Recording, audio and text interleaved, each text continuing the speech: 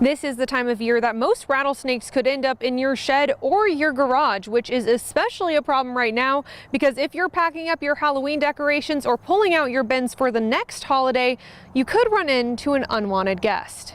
Jeff Martineau, rattlesnake prevention specialist for Tucson with Rattlesnake Solutions, tells me the drop in temperatures, especially around dusk, usually indicates the end of rattlesnake season. Rattlesnakes are going from wherever they've spent the summer to kind of avoid the heat or hunt. They're moving and transitioning to places where they're going to be hibernating or denning for the winter. And that leads to a common misconception. The expectation for a lot of people is that the rattlesnakes go away completely. But Martineau says that transition period has shown a spike in rattlesnake movement during this time. However, he tells me the main factor behind a spike in encounters comes from people doing things they don't usually do. Rattlesnake encounters often correlate more so with human behavior than just the rattlesnake behavior. A perfect example would be packing and unpacking your holiday decor that you usually don't touch except once or twice a year, which is why Martineau is urging everyone to stay safe and be vigilant when doing so. As you're getting into your sheds, your garages, into things that you're just not really accessing very often, you kind of the